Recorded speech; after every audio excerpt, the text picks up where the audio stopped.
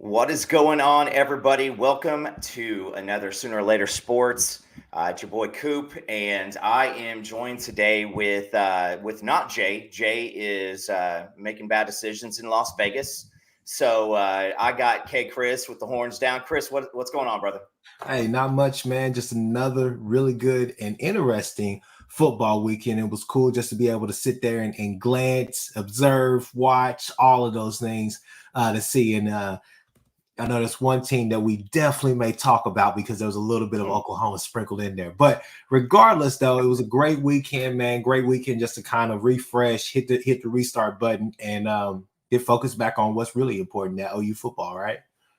Definitely. So, well, let's start out talking about little games going on. Let's start with the Washington and Oregon game. Give me your thoughts on that because I mean those are two teams that if we keep our trajectory, you got to think one of them has an opportunity to be on our schedule. So, give me your thoughts. So how should I say this? This is a family show, right? This is a family show, so I'm gonna keep it as PG as I possibly can. Okay. No, I'm not. Look, Dan Lanning has some huge nuts. I'm just gonna say, hey, in that fourth quarter moment, what are we doing? Yeah. Are we playing Madden? Are we playing NCAA? That was insane. That was an insane call.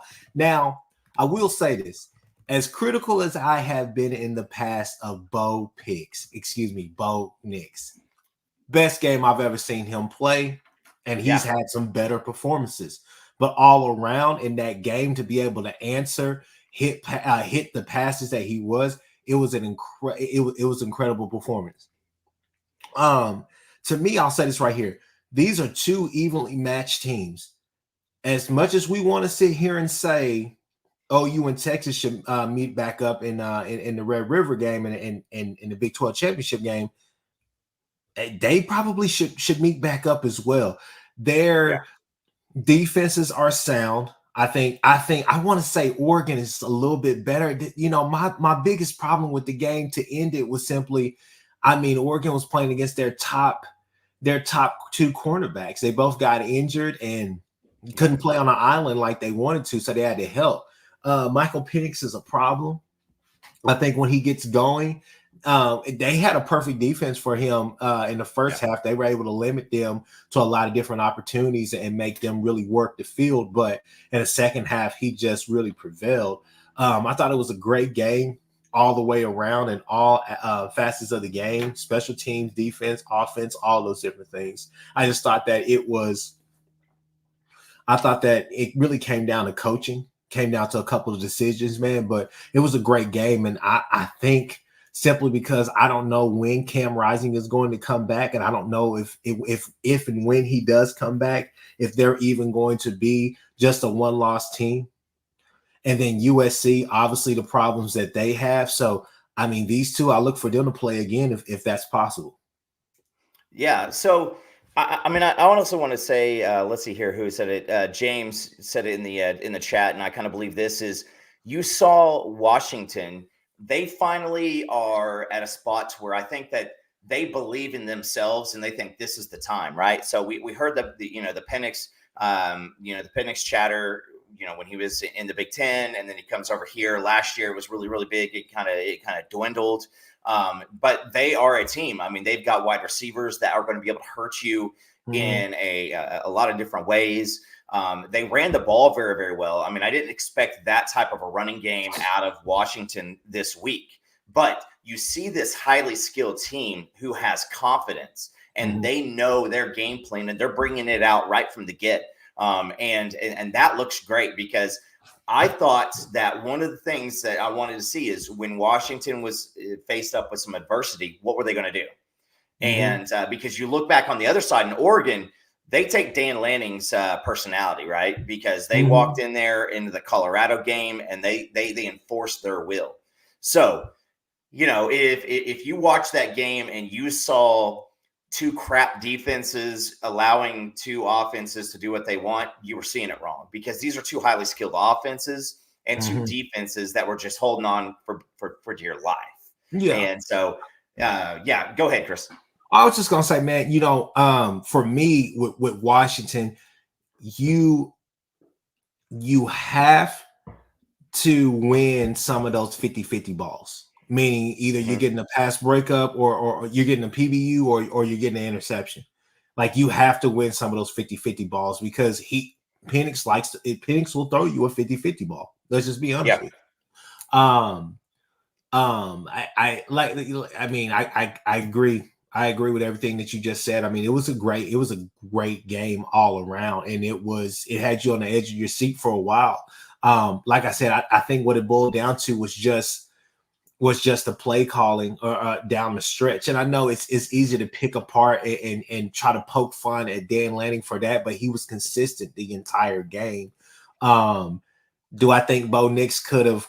I think the top route on that, the third wide receiver at the third level I thought he had more of a shot to he had a better chance to catch a pass than the out route that Bo Nix was trying to hit, because Bo Nix was floating to his left, all the rest of that stuff. But I think that at the end of the day, my decision making may have been a little bit different. I get that's the kill shot right there, but I would rather punt the ball, try to get it down there at the 10 and make Penix work those 2 minutes opposed to giving him the ball right there. I forgot where it was at. Wasn't like the 40, their 40 going in.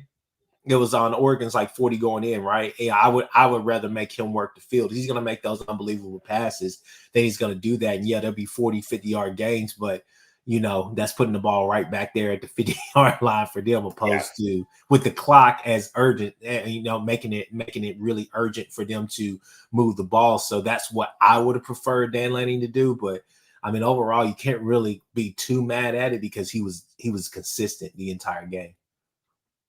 Yeah, and if you guys are just joining us, Jay is out on sabbatical. He's he is hanging out in the good land of Las Vegas, and so if you are checking out, I got Chris with a K from Horns Down Podcast, and he's joining me here today. So we've been kind of recapping the Oregon Washington game. And so if you got your opinions, go ahead and hit the like button. Give us comments. We're going to have it in there. Wipe your feet. Give us a like. If you guys don't understand when we say the wipe your feet, that means come on in here and give us a nice little thumbs up, because it helps the algorithm. It says, hey, listen, this is good stuff for people to look at. So we either got to confuse the algorithm or be really, really good. And I don't know which one we're doing at the moment. But let's take it over here. This one we don't have to spend a lot of time in, but something really, really big happened, and we'll see the shakeout. Georgia looked like Georgia again, right? So up 24-7 at halftime over Vandy. Vandy actually, did a lot, but Georgia loses Bowers. How do you think this plays out? I mean, I haven't heard anything on whether it's a long term, a nagging type of thing yet, but obviously that kid is a player, and he bails that team out a few times a quarter. That takes away that takes away an experienced tight end, an experienced weapon in your offense. I know that Lad McConkey, I think he's back, but I know he's been kind of on and off floating and all the rest of that stuff. But it will definitely be interesting to see how long he's out, simply because that's a lot of production. As you guys already know, if you go over there to the Horns Down Podcast or see me on anybody else's podcast, just like this on Freshmore, shout out to that. But if you see me, then I'm an eye test guy. And I know, like Nino's corner, Nick is a big, I call him logistics statistics guy, right? Yeah. So if we're leaning on what Nick is thinking, then it's just another huge weapon. It's arguably the best player in college of football that you're losing. But not only that, you're losing all that production from your offense that at times has been stagnant even with him.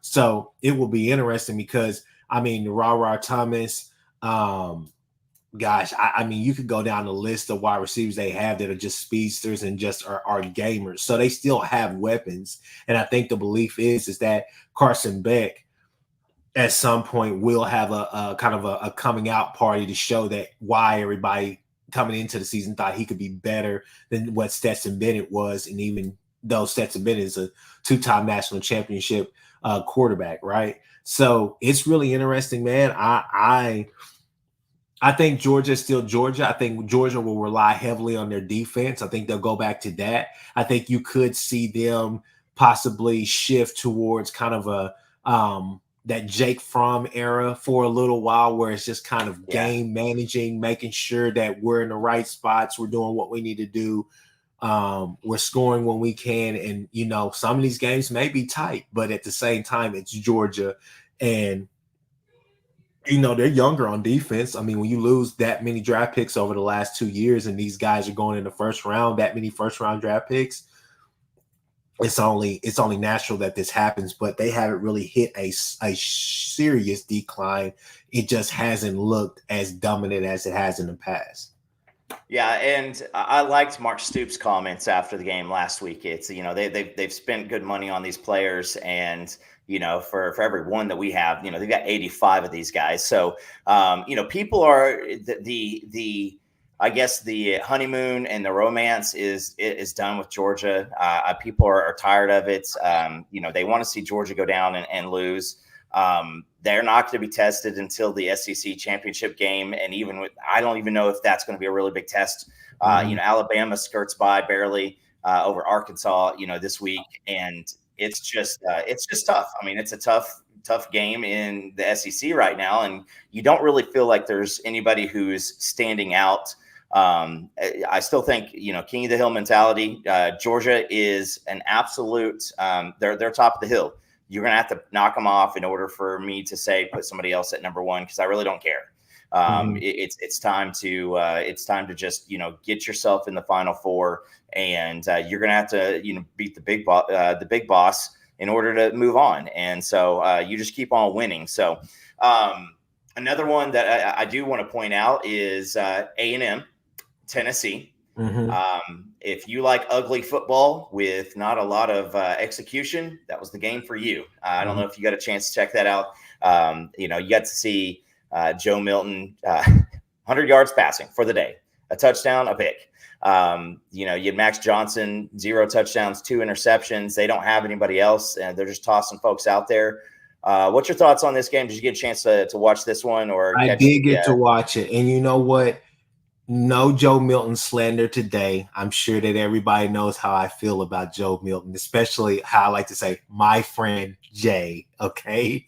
Jay knows exactly how I feel about Joe Milton. But here's what I have to say. Okay. Coop, screw the game. Here's the huge takeaway. Here's the big takeaway. Jimbo Fisher is 4-3. Let me say that one more time. Jimbo Fisher is 4-3 this year with this talent, with this roster, with this recruiting class, with all the narratives that go into it. He's 4-3. People, we've been saying this for the longest. Texas A&M is notoriously an 8-5 team. The best thing that can happen to, not Texas A&M, let me rephrase that. Jimbo Fisher is notoriously an 8-5 coach. Let's be real. The only thing that could possibly save his job is next year he beats Texas and somehow meets up with OU or whatever the case may be in any type of way. And as far as that 12-team playoff, the best that he could do is do that to kind of cushion the blow. I think that's the narrative. That's the storyline that everybody needs to take away from that game. Screw the game. The fact of the matter is they are 4-3 now, 7 games into the season. Nobody had them going, being that bad this year. And they're not even that bad of a team. They have a hell of a defense. I just don't know what else to say, man. I mean, It's the same numbers, the same production. It's eerily similar to what was going on with Kevin Sumlin. It needs to be talked about more. The fact that he's been there this long and hasn't been able to get anything done. So, I mean, that's my biggest takeaway, Coop. I don't want to say much more. DJ Hicks actually showed up in the stat line finally. So, that's good. I've heard some chatter, which I don't want to, elevate into more rumor mill, but there is going to be, I think, another exodus out of A&M this year. Not just like, hey, we assume this, but there's starting to be some people having some conversations. And, they're going to start rolling out some new people. The thing that makes this such a damning thing for A&M is Jimbo Fisher and Bobby Petrino are offensive minds, and they can't put something together. I mean, they are literally throwing they're throwing Trevor Knight style, like Oklahoma Trevor Knight, non-Alabama game style of an offensive scheme out there, and it's bad. It's not good at all. And everybody brings up the 80 million ish in buyout money for Jimbo. It's more than the buyout money, and Jay says it all the time too. And if you're just joining us, Jay is him and his friends, the Wolf Pack, are taking shots on the casino rooftop in Las Vegas. So we will check in with him as soon as he comes back and wakes back up. Hopefully he comes with pictures of a tiger in his hotel room. But talking about A&M, the fact is A&M's not going to just bring in an up and comer and give them $5 million. They're going to want whoever's going there. The names are numerous, but whoever will go there will ask for a $200 million contract. And at some point, the money has to make a difference, right? At some point, it's got to matter, because when you're tossing out NIL money for these recruits, when you're tossing out money for the coaches, and you look at every single time that you look at the Twitter timeline, it's either somebody knocking on the Yale leaders, which I'm not even going to get into that right now because I work for Contents, and that was crazy. I don't know if there's more masculinity in the Barbie movie or in those videos. I'm just not 100% sure. I haven't seen the Barbie movie yet, but I don't think I will, hopefully. But anyway, you got all this talent, and it's troubling. And that is putting it lightly. It's absolutely troubling. I mean, you love to see it as an OU fan or as a Texas fan, and it's just an absolute nightmare down there. And last year, it is 100%. Hey, listen, maybe this is just a down year. Now you're seeing it again. They've got South Carolina at home on 10/28, so they get a bye week. They can't lose next week, hopefully. But South Carolina coming to the Cultural Center. Sorry, that's what I meant to say. On the 28th, then they go to Ole Miss on November 4th. Mississippi State on 11/11. And let's see here, Abilene Christian. I'll tell you what, he doesn't make the last game of the season if they somehow toss it to Abilene Christian. They will walk his ass out at that point. And then they end the year with LSU. I still think that they get to they're going to be bowl eligible somehow, some way. They'll be bowl eligible. If I may, just real quick, I want to. I think Bloody Guns had one. He had it coming. He's like, why did they even give him that contract extension? Hey, man, I've been saying that for the longest. I never understood the 10-year contract for him. I never understood the 10-year contract for Mel Tucker as well. I'm not trying to say that these guys don't deserve those type of contracts, but the fact that you lock in with a coach for 10 years in this era, that's unheard of, man. It's too much happening in college football, and you get stuck with. Now, don't get me wrong, great developer. At times can be a great coach, but you get stuck with guys with that Gundy mentality, which is I'm gonna do it my way instead of trying to adapt and be better, or on a higher level, in my opinion.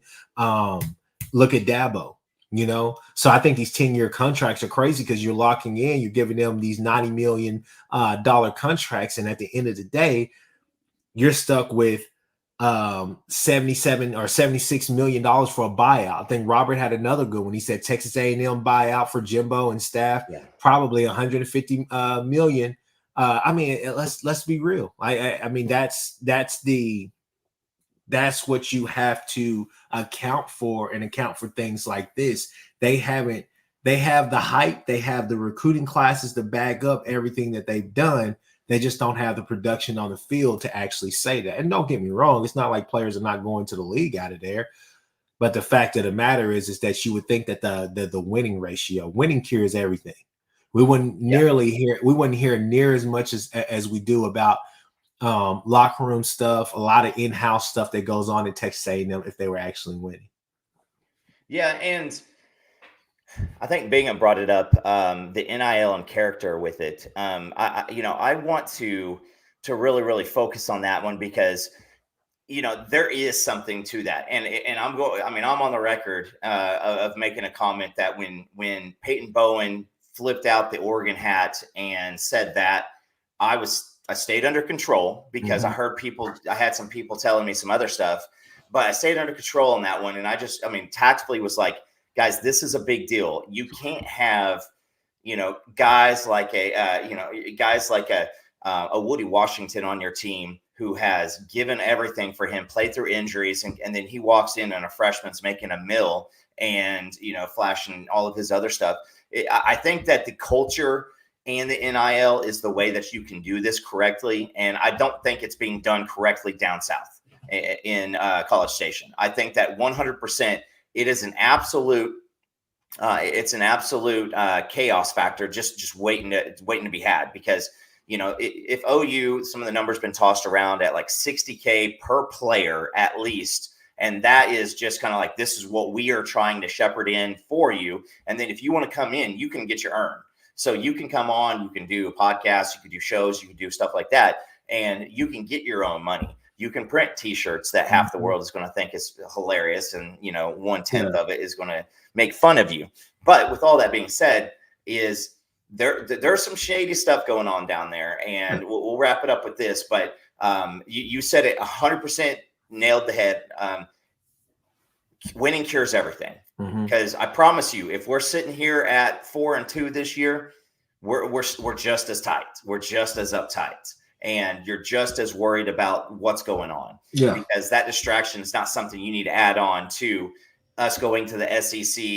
Not developing further along the facilities line, the NIL game, all that stuff. So you win, baby, win, and some of that stuff goes away. The biggest thing is simply, I think that Texas A&M and the word plateaued are synonymous at this point. So we have to see if they can somehow get that trajectory going back up as far as just kind of being even keel right now. Yeah, 100%. All right, let's have some fun. Let's have us some fun. Notre Dame, USC. I'll start out by saying I thought that USC would probably put the final nail in that coffin of Notre Dame for the season. Now, Notre Dame's not going to be playing for anything, worthy. But I thought that there was at least going to be some run being had by USC. I did not see a loss. I saw a tight game, and I saw USC giving up a ton of offense to a team that did more than struggle last week against Louisville. I mean, they got their asses handed to them by Louisville last week. Yeah. So I think that there needs to be a YouTube channel, and it just literally needs to be Caleb Williams' face during press conferences with Lincoln Riley after the game, because it is 100% an absolute amazing thing to behold is watching Caleb Williams. Bro, I'm developing an ankle injury that is just nagging if I'm Caleb Williams right now. There's no point in me being here anymore, because it's like those defensive players going to A&M, because you go in and you work your backside off and you do everything you can and you take care of your play, and then all of a sudden there's an 80-yard touchdown going down, or your quarterback runs out there and he throws 2 picks, and it's just not worth it. That's why we couldn't get people here on ours, to OU who were difference makers on the defensive side, because it's what's the point? I'm going to kill myself just for nothing. So USC absolutely just falls on their face. And Chris, give me your thoughts on this, because man, it's there's nothing but smiles on my face at this point. So let's just be honest. Let's just be honest about this right here. It felt like I was watching Lincoln Riley coach Oklahoma against a more talented K-State, against a more talented Iowa State, against a more talented, pretty much. I think I hit it on the head. Coming into the game, I thought that, okay, Caleb's going to have some success, but I think that they're just going to be too physical for them up front, and especially in the trenches. In my earnest opinion, my earnest observation, I remember I was in one of the chats last night, and I was messaging back and forth with the fellas. Shout out to Nick again, Nino's Corner. So I told Nick, I said, hey, man, the good thing about this is that Lincoln has been here before. This is the same game as the Texas Tech game during the Kyler Murray year. Kyler Murray goes out there, throws 2 bad picks, puts us in a bad position. We're down by 14, by 2 scores, come back, win the game by 2 scores, right?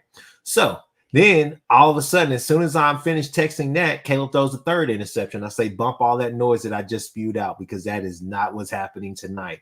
It was one of those games where Caleb finally got caught with some of the stuff that he was doing. It wasn't him not being able to read the defenses or whatnot. He was just, I'm better than you. I'm better than your guys. I'm going to make a play down the field. I'm going to force it a little bit. And he got caught. That was all that happened. These guys were playing the zone defense. You can see the zones and all the rest of the stuff. Nothing really confused him out there. It was just the fact that he was throwing some back foot throws, right? Some off.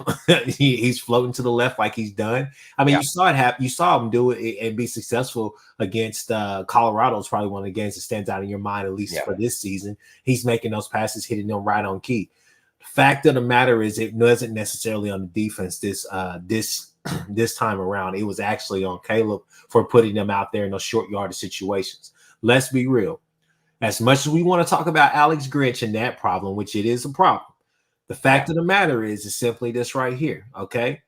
Notre Dame has, now don't get me wrong, I'm not going to say that they're the equivalent of the SEC defense or anything like that, but they have some big boys up front, okay?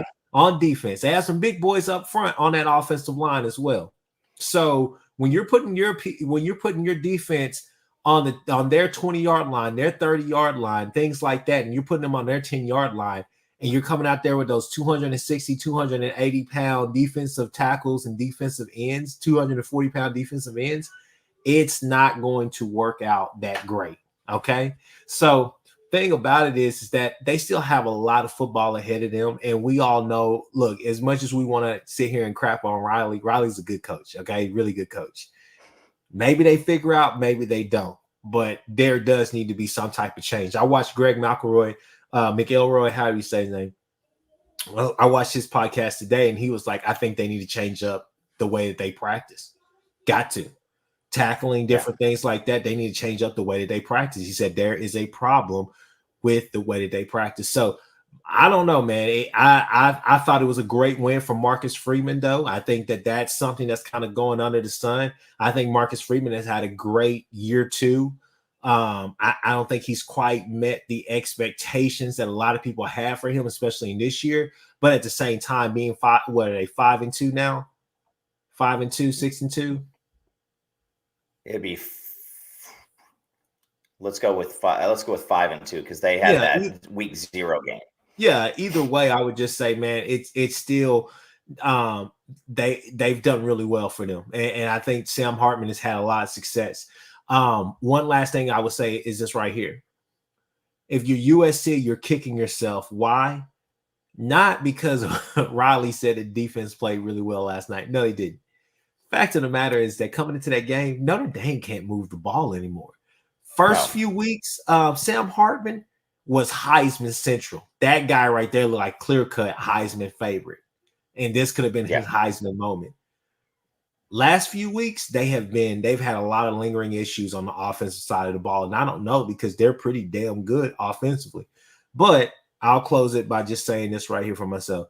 I just think USC, you're kicking yourself because you gave them their opportunities. It was only the 80-yard kick return, and then that 46-yard bomb that he threw to I keep forgetting the kid. I know it's the kid who switched from running back to slot receiver, but I think it's Chris Tyree or something like that.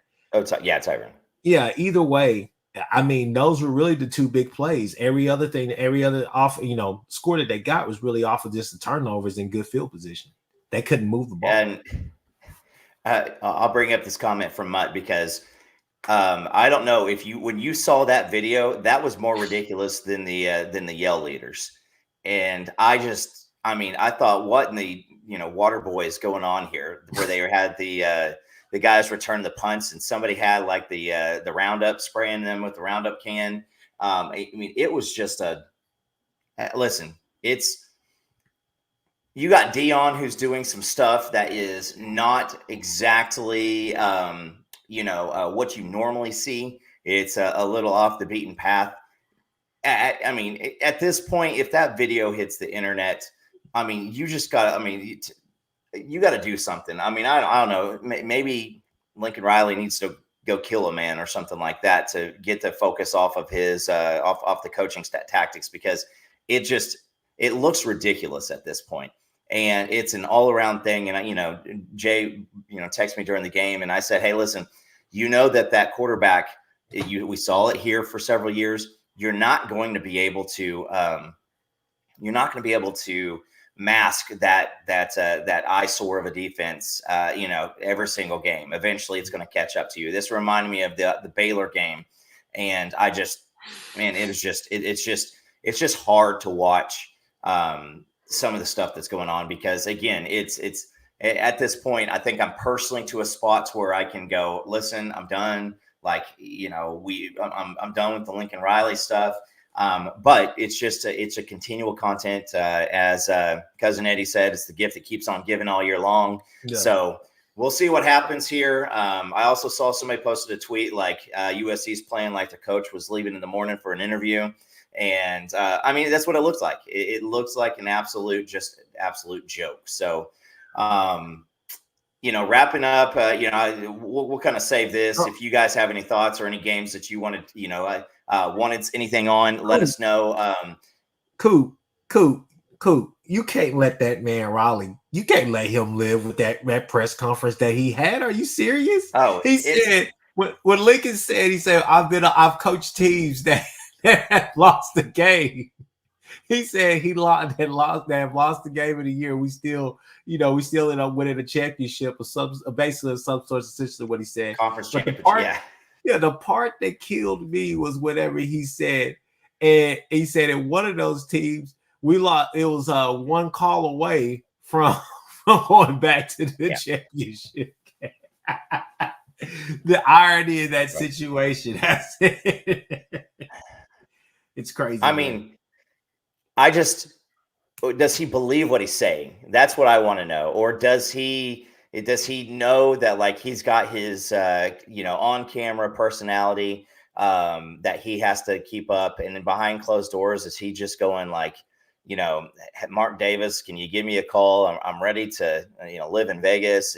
I don't know what's going on. It looks like an absolute just nightmare. And if I think we looked at it the last week, but if you take a look at some of the lower some of the people who are leading for the Caleb Williams Tankathon, all the worst teams right now have good quarterbacks outside of Denver.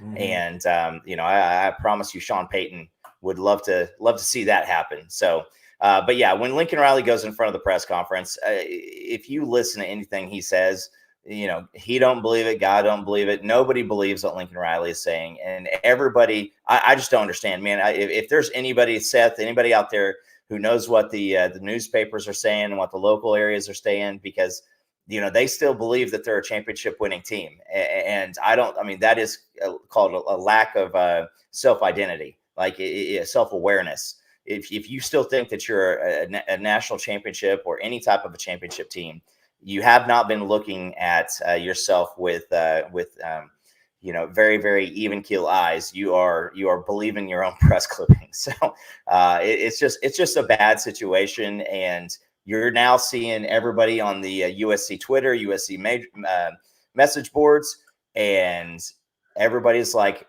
"Oh, well, damn! I think the OU fans were trying to tell us the truth," and they're coming around, all 11 of them. Yeah.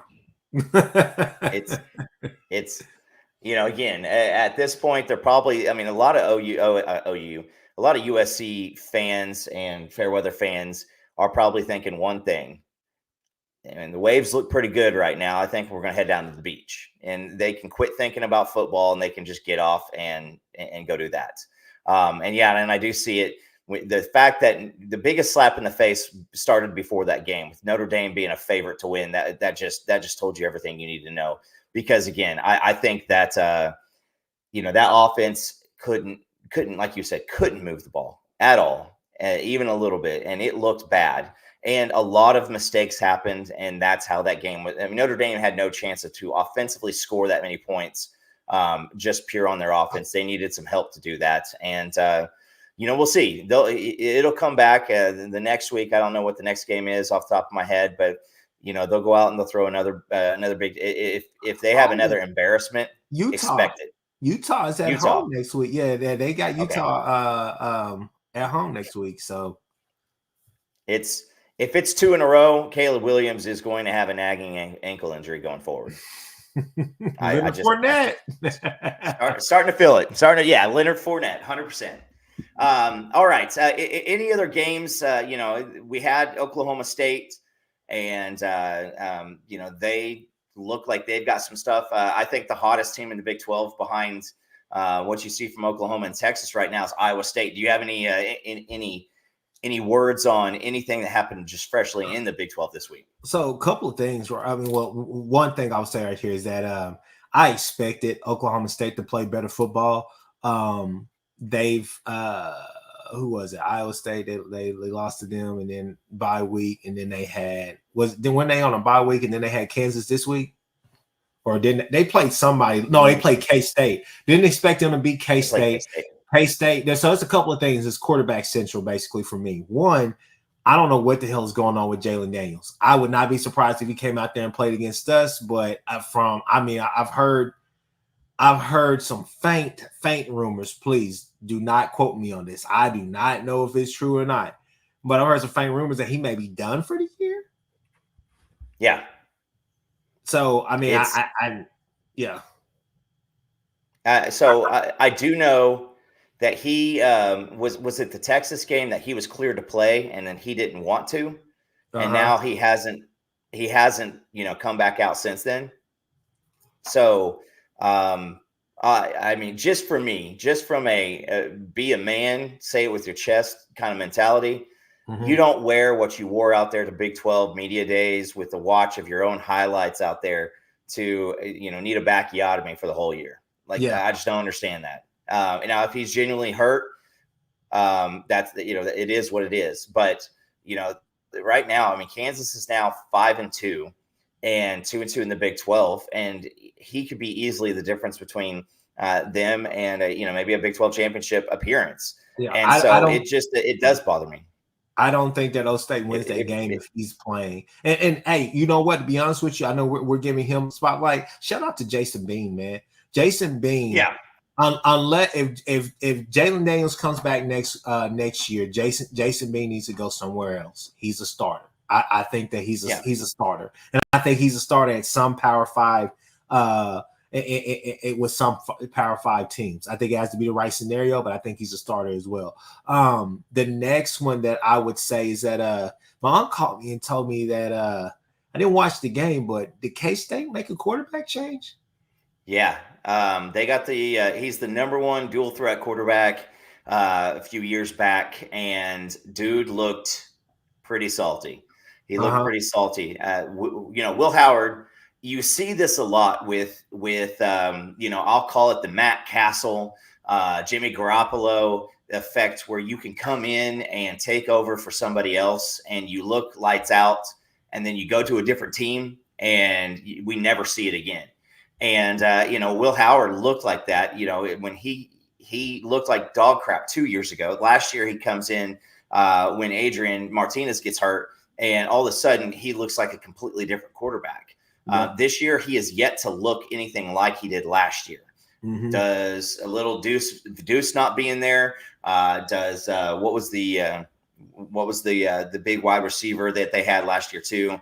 I can't remember off the top of my head, but him not being there, does that hurt? I'm not quite sure, but I don't know if he's got a nagging ankle injury. But it was time to show somebody out there, and they throw the kid out there. And I mean, he's going to be something good.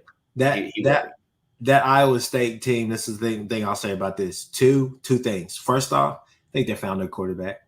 I do. Yeah, I like that kid. Second off, Yeah. A second thing, and this is the last thing, we can go and move to OU topics. Matt Campbell's a damn good coach, man. Matt Yeah. Campbell's a damn good coach, and he's surrounded himself with damn good coaches. Let's just be honest with you. They're a solid, gritty team.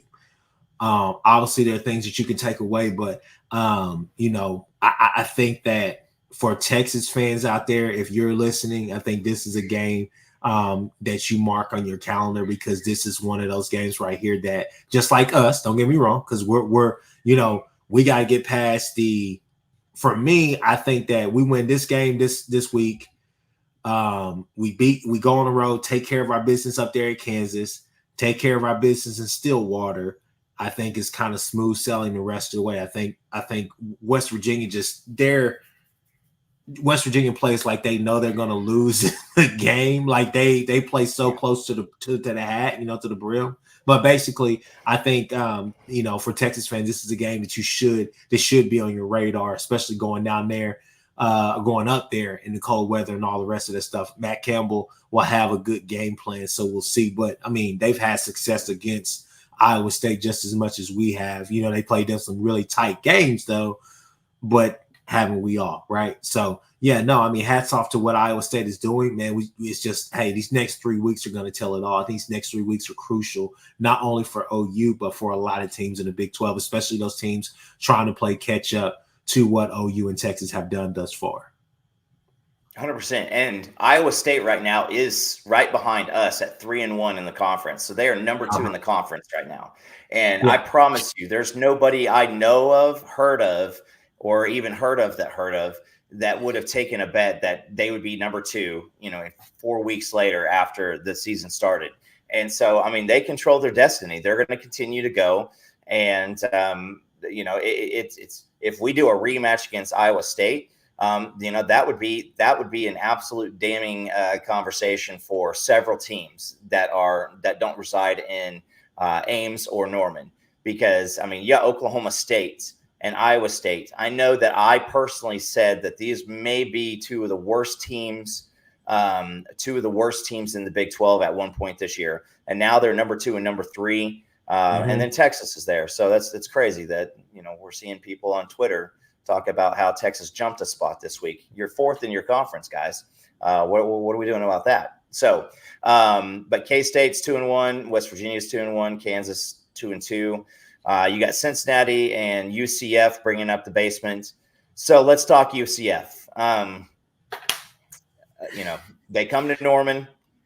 There's plenty of smoke, plenty of heat to be had. It's at this point, the culture and everything around the locker room is going to be what drives this team in a different manner than what we've seen in the past. It is an absolute, because again, you coming off of Texas, you had the bye week, you're hearing some stuff around, Danny with the t-shirt.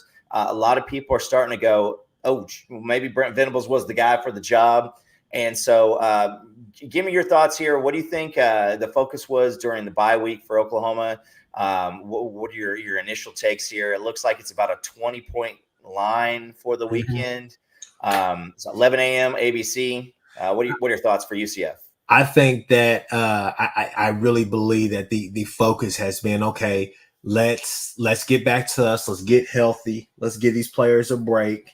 Let's come back this week and really, we've watched the film from the Texas game. We've watched the film on them. Let's go back and let's start installing. But I think the focus has and will be not getting caught up with all of the gadget plays and the dress up game, pretty much all the pre-snap motions, different things like this. People, if you don't know, then you should know, and you really should realize that this is a Gus Malzahn team, which means there's going to be a lot of moving parts. There's going to be a lot of misdirection plays, a lot of jet sweeps, a lot of different things that you're going to say, damn, are they really doing that? They like to throw the ball just as much as anybody else, but they also like to try to give you a cheap look first, and then they come on, man.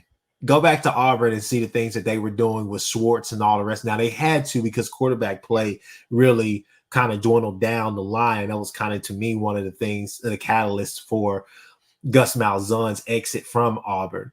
They're going to have good talent as well. Don't get caught up in the fact that, Kansas had 399 yards against them on the ground and all the rest of this. But this is yet again another really good game for us. And we haven't got caught up with the eye candy and all of that.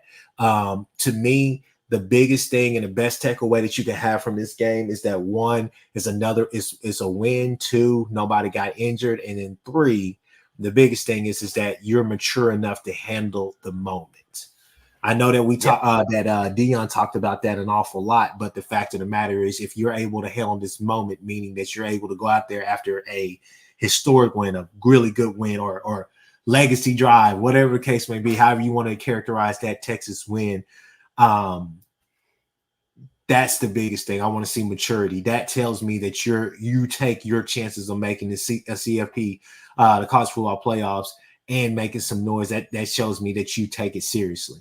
Fact of the matter is that now the expectations are not just being undefeated going into the Red River rivalry game. The expectations are now to go undefeated the rest of the way. So you have to take it step by step, game by game. You have to go out there and do what you need to do. But I definitely think that the film has been, don't get caught up in this right here, because they're going to give you a lot of eye candy. It's going to be similar to OU playing Nebraska, to be honest with you, in that Scott Frost system. Just being able to handle all the little eye candy stuff or whatnot. But I really do think we're going to be have a dominant day against them. My question before I hand the mic off to you is, has anybody in the chat, Coop, has anybody heard if Rice Plumlee is playing that game? Not that he causes me concern, but I just would like to know what's going on with him. Have not heard anything yet. To be honest with you, I don't know. I don't know if it makes a difference. As I'm looking through here, one of the big things is, UCF is ranked number one in yards per game in the Big 12. They've got us by 10.7 yards. But they are also ranked, I believe, number 9 in defense.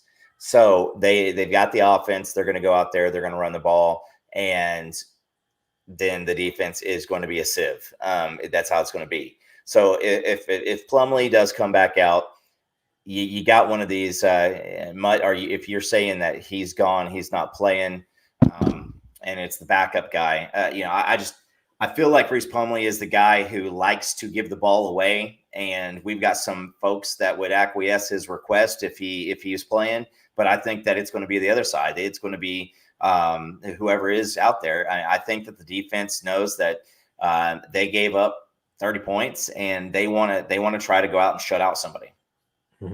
Yeah, no, I definitely agree. I think another focus, honestly, has been on the wide receiver room.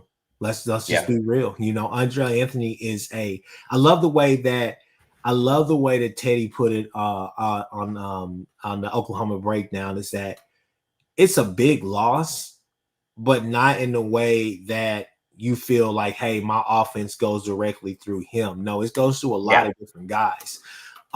Having that speedster, a true speedster out there on the field, that's what you're wanting. Now, let's not get it twisted. Jaden Gibson has speed. I don't know if he has that Andre Anthony speed, but the thing is that now him, Freeman, Petaway, and then Brennan Thompson, those are guys that you would like to see step up. Yeah. Hell, if you could, you would like to see Bunkley Shelton, JJ Hester. We forget about guys like that. You have the competitive depth. But the thing is that you have to go ahead and just see it come to fruition. So I think that's something else. But to be honest with you, I think nobody in the chat, nobody on this panel right now would disagree. And this right here, Emmett Jones already deserves a raise. Oh yeah, no, Emmett Jones has done more as a head coach in the, what are we at, like 9-10 months since he's been here. Yeah. It's just absolutely nuts. So hey guys, if you're asking where Jay is, he was voted off the island. He didn't get a rose. And so he is going to go try out as a kicker for Oklahoma now. So no, just kidding. He is in Vegas this week. So I got Chris with horns down. So if you are just joining us, Don't forget, hit that like, hit the subscribe if you guys are listening afterwards. I appreciate it. It's Coop leading his here on a Sunday, October 15th, coming off the bye week. Now we got game week again. So, but yes, when you're talking about the wide receiver room, you saw an absolute, take over the past couple weeks from Farouk. And as you know, right before that, it was starting to feel that, maybe he wasn't a guy, maybe he was just a guy. So it was one thing to hear about the Angelo Anthony stuff, because I hate it for him, because he would, we'll talk about it shortly here in a minute, but it was a lean towards him probably being on the All Big 12 list. He was one of the better receivers. So, but is it a damning loss? Is it something that is going to be really, really, really bad? Because I don't know. I don't think so. You get a chance to get, Nick Anderson some more looks. You get a chance to get Jaden Gibson some more looks. You get a chance for a Jaquiz Petaway and a Brennan Thompson, because Brennan Thompson didn't see the field against Texas. He didn't do anything. He had no stat line. And Anthony, it sucks because he got hurt on an effort play. And I think Teddy, said something about it too. I had to listen. I don't know if you got that. They used my call your shot on the first interception.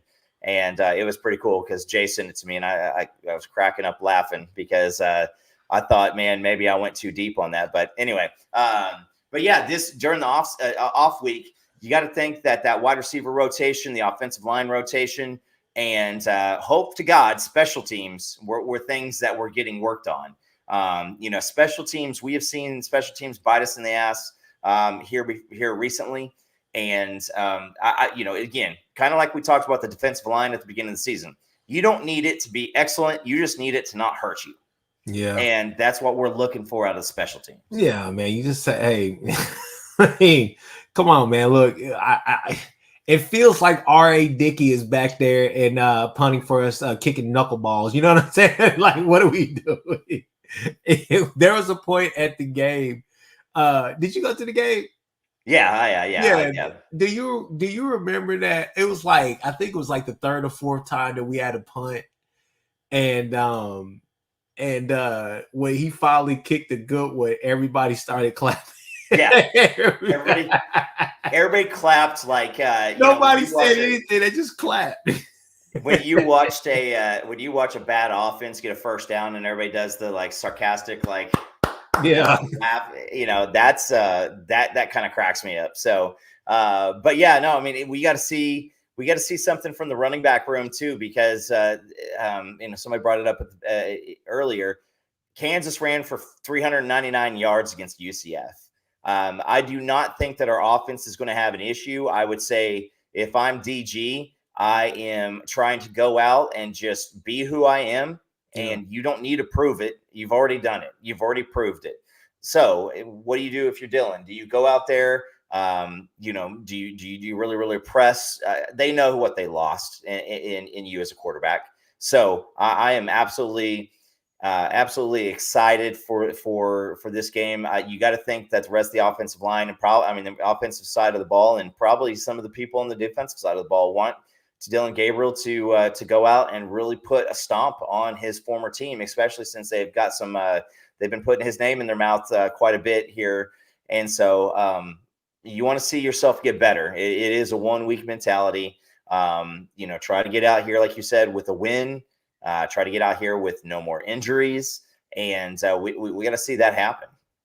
Yeah, man. Yeah. I think it's going to be pretty good game early on. I just think that we're going to get in a rhythm, man. My hope is that by halftime, this game is over.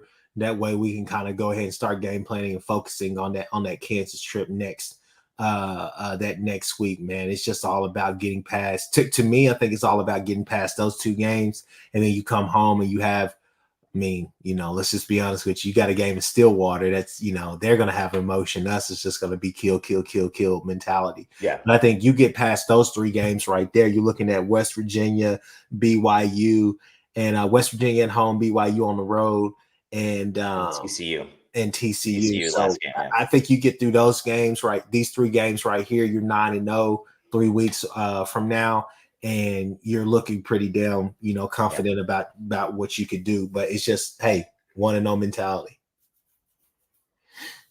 Yeah, the goal of the rest of the season is get better, improve yourself, minimize injuries, because as soon as we get to the you get to a point to where we are playing TCU still unblemished, with everything out in front of you, you just absolutely have a different game on your hands, because that's when you start thinking, this isn't going to be like 2000. It's not going to be like 17, 18, 19. It's not going to be like any of that. But yeah, I just 100%, just want to really say, you've got completely new everything, because you're bringing complementary football is really what I'm trying to say. Complementary football. It's an absolute necessity. Mm-hmm. I do want to give a shout out here, JC. Thanks for the contribution. We appreciate that.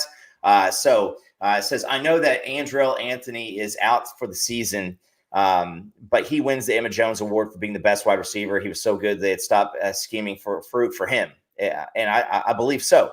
When you have a lot of talent on wide receiver, and it's hard to really pick your poison. And I think that we were getting to the spot that it was, hey, it's time to pick the poison. Tell me what you think about JC Lamb and his comment here. Do you think that his productivity really did allow Farouk to break out, or do you think that we'll see another instance of this with somebody else coming in and showing out? Yeah, no, I think Andre Anthony took one side of the field and made you actually game plan. We heard coaches talk about that where, I'm sorry, it made me think of when Steven from Fanatic Perspective was trying to say, yeah, I had Marvin Mills last year, but the knock on OU is that you didn't have to game plan for anybody else. Maybe do a couple of things for him, but other than that, nobody else. But you had to, because of that top end speed. But it's not just for Emmett Jones, it's for Lebby as well. Lebby had yet again another guy that could take off the roof.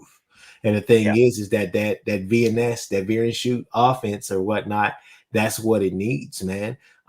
You wouldn't mind right now seeing the Colemans, the KC Cannons, the those type of guys with that type of speed. And I think that's what's happening with this 2024 and dipping in a little bit into the 25 class as well, as far as what you're going to be seeing. And I think that really helps this offense, and he made this offense look even better than what it was. So I'm hopeful that we can fill that void going from there. But hey, thing is, I keep saying this right here, man.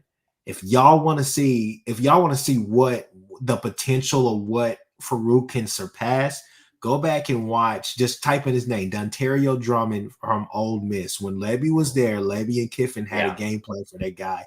That guy was used in all the same ways that Farouk is being used now. I mean, he wasn't a wide receiver. He was a weapon. So I think Farouk has still just scratched the surface. And one thing I'll say this about Andrell Anthony, I truly believe this was a great comment from BV, and I think that he meant it as well. Best football is still ahead of Andrell Anthony. He's still young. That's the crazy thing. He's still young, and with those ACLs, if everything heals correctly, those are pretty much like high ankle sprains now. They're just longer high ankle sprains that you have to deal with. So my hope is that we'll have him back ready for fall camp. They'll probably take it slow first few games, but then at some point I'd like to see those, let's take the training wheels off and let's get him back. Yeah. So going with that, I want to jump in here. And let's get at this point halfway through the season. Let's give a B, C, D. You can do plus and minuses if you want for each position. And we'll wrap it up here pretty quickly. I know you guys have stuff to do, lives to live. So we appreciate you hopping in here. If you're checking us out, Jay is on assignment this week. I thought of coming up with a Boomer 129 variation of just things that Jay was doing.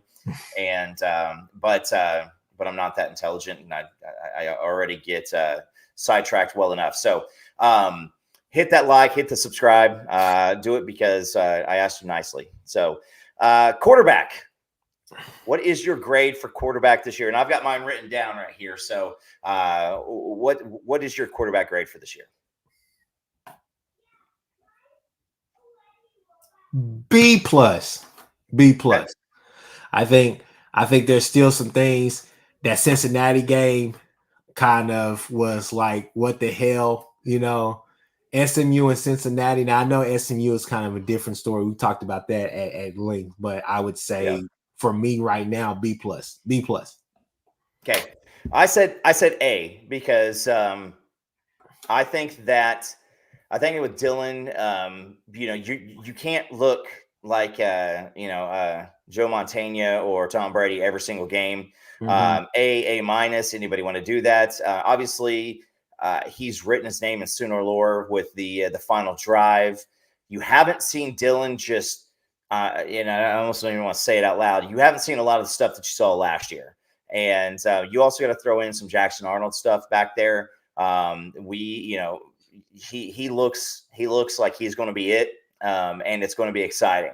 And so so I'm going with an A. Got to see him continue to do it, stay within himself. I think that Dylan Gabriel, the moment that he thinks that he's Caleb Williams, or he thinks that he is somebody he isn't, that's when he can hurt you or hurt himself, is when he thinks just be who you are, Dylan.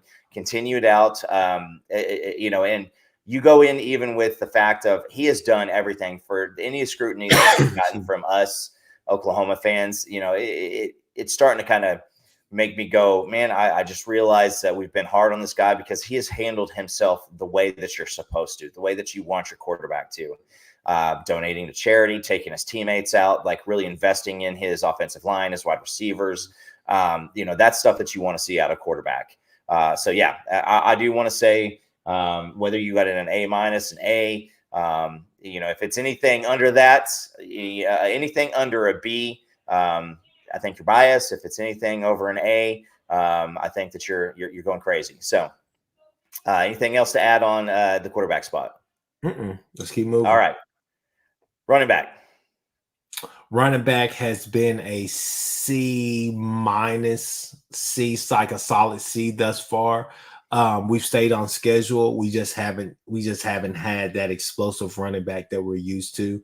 It'd be nice to have it here and there. Now, I would love to have a consistent. We have a consistently good to decent ratio of running back. There are times where, obviously, look, Marcus Majors, as much as I think a lot of people do like the kid and root for the kid he has a knack for finding not the hole, but the defensive lineman, right?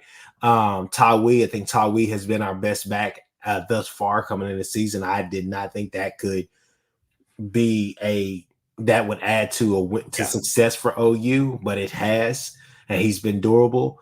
I think that Tawee is. To me, who Tawee reminds me of? He's like a better version of Chris Brown to me. If you guys remember him, I think that's a good comp for him. But to me, I'm still waiting, man. I think that there is a third back in that room that can emerge. Contrary to belief, Sawchuk has been on the field an awful lot. He has been on the field the past 2 games. He's been on the field an awful lot. So you want to see him get more active, and you want to see if he can kind of strike up that magic that he had in that Florida State game and be consistent with it as well to be a feature back. So for me, I say a C. Yeah, I got a C, dead on with a C.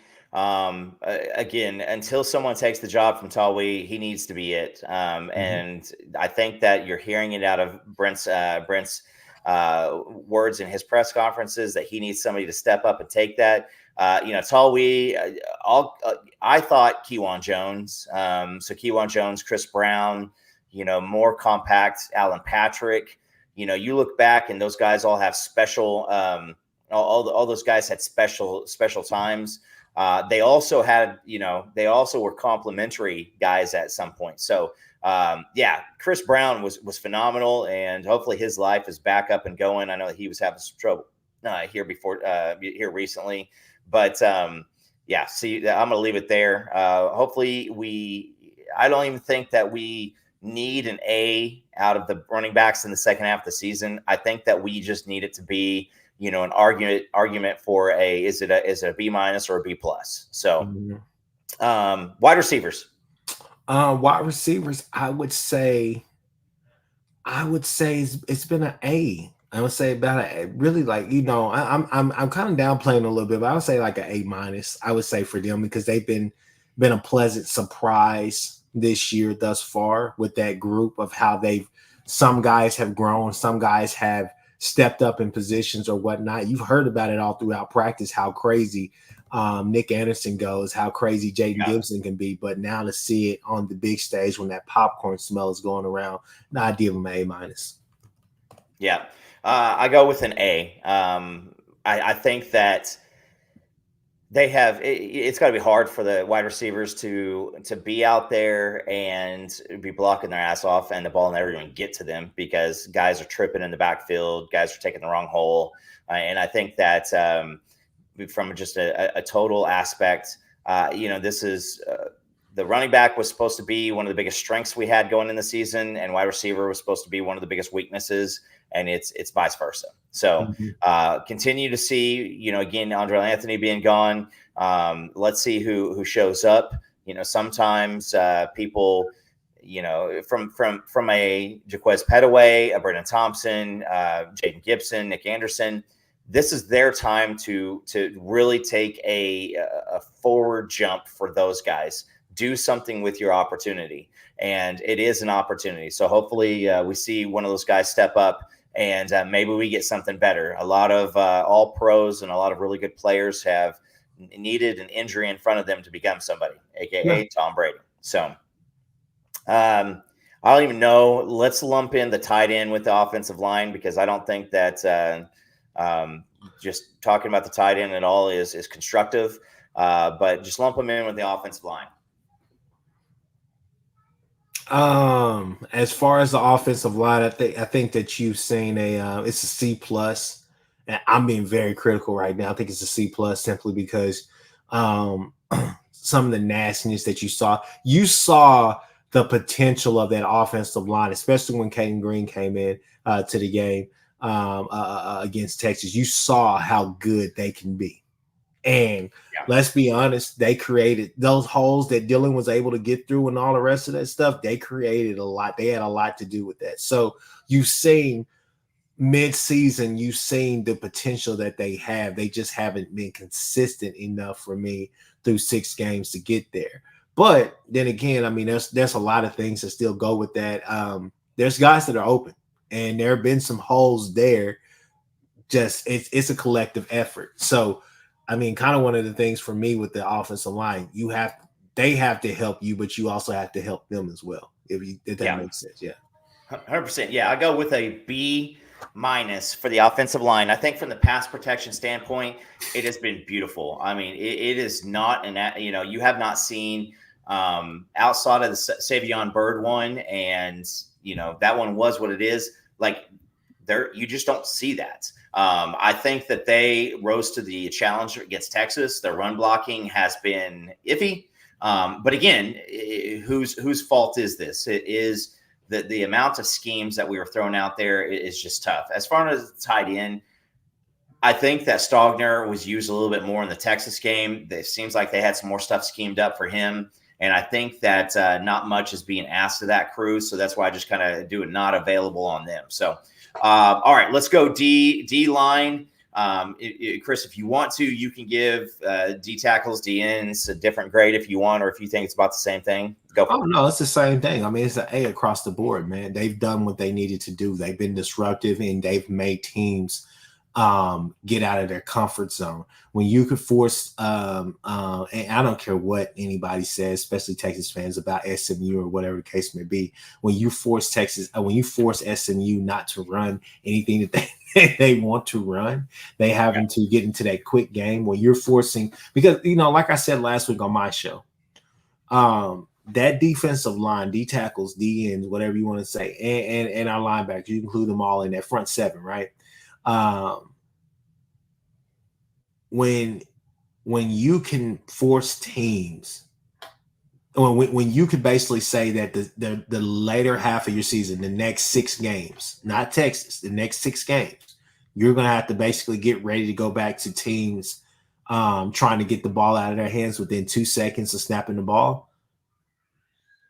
You're already forcing them into a box they don't want to be in anyways. So for me, I think we've seen it from a lot. We've seen flashes from the young guys to some of the more savvy vets, man. I think the best football is still ahead of Bothroyd. I think Ethan Downs is starting to come on. And I think that I think Trace Ford, this is where I know me and my uncle personally, we both talked about it.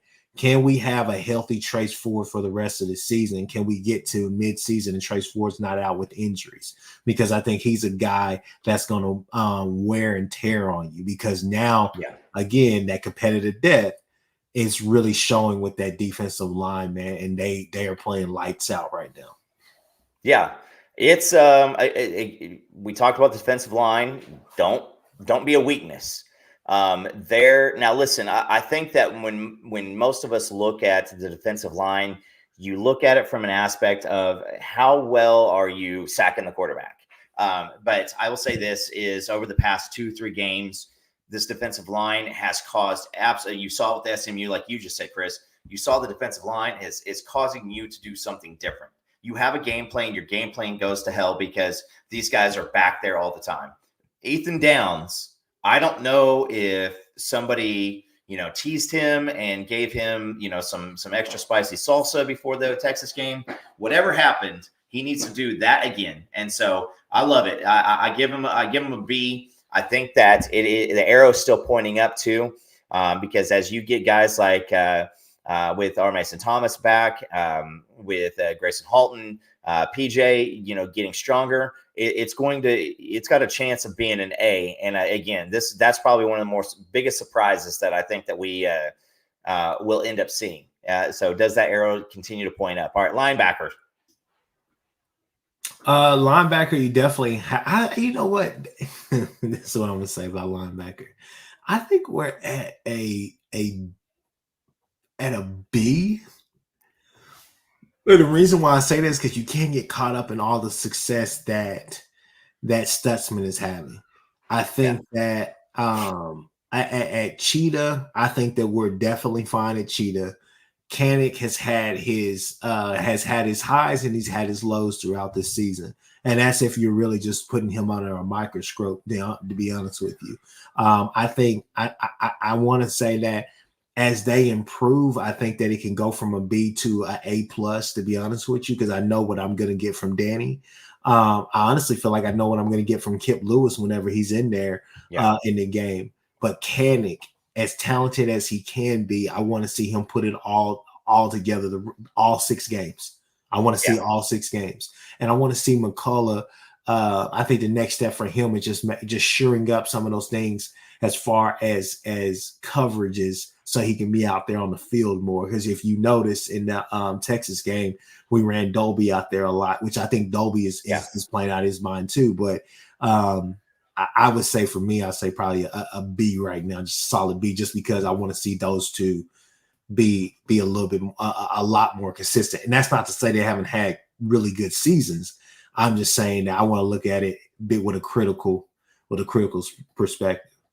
No, yeah, and you're dead right. My call your shot thing we get with Gabe and Teddy was him on that Gentry interception, was him dropping back into the zone. And a lot of the times people think it's all on the cornerback when guys are getting wide open slants, but usually the defense is called with that. With once you got to have a linebacker or a defensive end take away that passing lane, and you see it at times. So I'm going with the B plus. I think that we are nearly an A on the linebacker side. There is an absolute, opportunity to continue to be an A. And on that one, I don't even know what that looks like if you have more than one player playing at the Danny's level.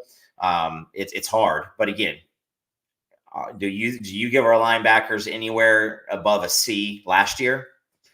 Probably not. So to be fighting B plus, A minus, that's tough. Safety. Mm-hmm. So safety, I would say, I I hate to do this, but I would say A. I say A because I mean they just been solid. You haven't heard anything from Billy Bowman. That's a good thing. Peyton Bowen has came in as if he's not a freshman All-American, then I don't know what is. And then Key Lawrence. Look, guys, I think we've all said it before. If Key can play consistent, Key has all the intangibles. He reminds me of one of those. He's a guy that honestly, and I know it's a different area, but that Legion of Boom, he would have fit perfectly with them. The Cam Chancellor, yes, he would have fit perfectly with them because that's his style of ball, to be honest with you, if you get him the right situation. So I think Key Lawrence, Reggie Pearson at times has looked incredible coming downhill, popping people, but and don't forget about RSJ as well. So I mean, you have a lot of depth back there. You have a lot of key components. So I would say, man, it's been an A thus far. Yeah, it's I give them an A minus is what I had written down here. Key Lawrence, if you judge Key Lawrence on a play, you're missing the bigger picture. I think Key Lawrence, his magic is 100% tied up in the fact that if you don't know this, Key Lawrence was playing corner in the fourth quarter against Texas. Mm-hmm. First time all season that he played corner, and it's against Texas in the key situations. So he has still yet to really just go to a position and be there. It is an absolute. I would be very, very critical on Reggie Pearson. I think that he leaves a lot to be desired when he goes for his kill shots too many times. He is a swing and miss, but the thing is, the difference about his swing and misses is he's the only one on the field that's doing it most of the time. Whereas in the past, we've had it from every single position.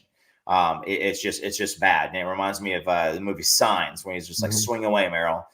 He just felt wrong not to swing. Like Reggie Pearson, it just feels wrong not to kill somebody and not to get in there and try to disrupt them. So, but again, rewind 5 years ago and say, hey, our safeties are going to be an A at midseason. You would have been like, how, why, what happened?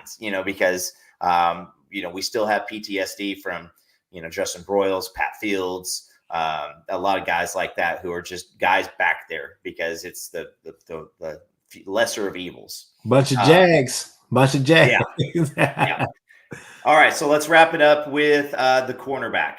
Oh, you got to give them an A as well. I mean, you don't hear people are not trying to pick on Woody Washington for whatever reason. And Gentry has played out his mind at times. Yeah. Dolby has come in there. You feel confident when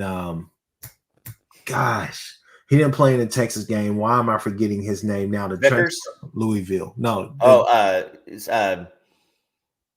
Kanai Walker. Kanai Walker has played really good football. You're still and we've seen glimpses of Vickers, and I like Vickers. Vickers is going to be a very physical. He's a big physical corner, and I think that you're going to see him playing some safety and corner, to be honest with you. But he's a big physical corner, and he's just young. But I've liked what I've seen from that DB room, man. I think it's been really good. I'll say this right here. I don't know what the hell happened at Bama and what happened at Texas, but I will say this right here. Thank you, Jesus, that we got Jay Valai. Anything was better than what we had the past few years, past 4 or 5 years, to be honest with you. Since 2000. No, I mean, I don't think that we've ran, legitimate corners out there for quite a long time. I mean, it's just watching Gentry Williams consistently just be around the ball and create turnovers is, because again, I think the last person we saw that with was Zach Sanchez. He was the last one that really hold on a second. I'm getting oh goodness gracious. He balled out against Baylor. Cornerback. I'll have to think of it. I forget off the top of my head. We've seen just magic from this side, and again, you look at Emmett, you look at Jay Valai, you look at there's so many people on here that need to go on and just get great raises here in the off season, because you don't want those guys going anywhere else. So. Wrapping this up, guys. Again, appreciate you. We're at the hour and 20 minutes, Chris. I know that you've got ninja practice to get to, so I'm going to go ahead and let's get this wrapped up. A few bits of recruiting, if you're looking at it, everybody likes to see these things. Forecasts are starting to come in for Grant Bricks. Forecasts are in for Boganowski, Devon Jordan. Chris, you got any thoughts on these guys? No, I would love to have them all, man. I would love to have them all. I think Boganowski is just another piece that you're adding to that safety room. Same with the kid from Tulsa. I think you're trending the right way, man. I really do. And then Grant Bricks, I just got to see it to believe it, man. I mean, it's just been here, there, whatever. So no, I would love to have them all. Man, I'm kind of interested in some of the faint rumors that you're hearing, though. Yeah, because I feel like now you're at a point in the season, especially if you can, have the rest of the way. If you went out and do what you need to do, we have some flips, right? Because I know Texas believes that they have Kobe Black sold up, and they just may. But I know I've heard some rumors about him possibly showing up on campus as well. So I'm really interested in that to kind of see, because I know this is probably going to be one of those classes where we end up taking 30 or so kids, right? Yeah, and you're going to make the numbers work, and you're going to look at some stuff, because there's some guys who were floating around with the transfer portal this year. And, at the same time, this isn't like a fantasy football, team where you can have one quarterback and 7 wide receivers on your bench. Like you gotta have the right numbers, because you got a chance for, some offensive linemen to leave, but you don't want to hurt your depth there. And so, but yeah, it's the big names that you want to watch for the flippings. The Powers kid from Michigan State. I still think that Peyton Pierce and Sammy Brown are not absolute done deals. Nwaneri is going to continue to be one all the way. Missouri playing good ball is not helping. That is, it's hard for him to do that. But I always said, if he was going to flip, it's going to have to be in December, because he's going to piss off a lot of people around him. And I would rather make my bounce and then head to campus a few days later. Yeah. I mean, a lot of teams' successes or lack thereof is going to be a big factor in this. A Terry Bussey situation like that. I think NIL are still big chunks of this. Also, the transfer portal is going to be popping, because you're going to have some contributors who are going to I fully believe this. There's going to be a lot of people who want to come to Oklahoma in the offseason that are going to get told no, because the numbers thing is going to be tough, because Venables really does care about these guys, and he's not going to just be bouncing guys because they haven't made their jumps yet. But as we see it this way, you got to think of it the other way too. Is we've got a lot of depth and talent, and you've got some 3rd and 4th string guys who are legitimate playmakers, and they're going to go somewhere else because they're 4th string. Yeah. That's going to be tough, especially in the safety and the defensive back room. Don't get too excited about all these wide receivers and say we're going to have 12 guys to pick from. That ain't going to play.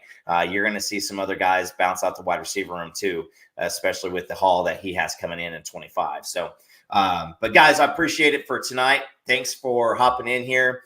Again, Jay is in Vegas for a work trip, and apparently they don't have internet in Vegas. So when he comes back, you gotta drill him on the going to places that are technologically behind the times, like Las Vegas. But Chris, tell all of our phenomenal folks, where can they find you find you on your socials, everything. Hey, so on Twitter, you can find me, Chris. I said at Chris with a K. So that's KCHRIS with a _K on Twitter. Definitely follow that. Follow us at the Horns Down Pod on Twitter as well. And then also the Horns Down Podcast, all one word. Just type that into YouTube and you'll find us. Definitely give us a like, subscribe, do all of those different things. We're on the road to greatness right now. Hopefully, this way I feel everything is starting to really grow and trend in the right direction. So, hey, if you like what you heard tonight from my side, hey, go ahead and consider giving us a like and subscribing as well. And if you were asking if Chris is actually my true brother, he is. I don't want to talk about it a lot because there was some shenanigans, but no, guys, we appreciate Chris coming on. And once again, check us out. We're going to have some more guests coming up here in the next couple of weeks. We've got, let's see, we have Christian Thatcher, 25 linebacker. He's going to be hopping on with us. If you go check out his Twitter, because he just dropped his first half of his junior highlights, and that's another linebacker that is going to be a great find. So appreciate it. We are going to head out, but stick around. We are going to be back here on Wednesday and dropping videos throughout the week. So until then, give me a Chris. That's how we end. You already know. Horns down.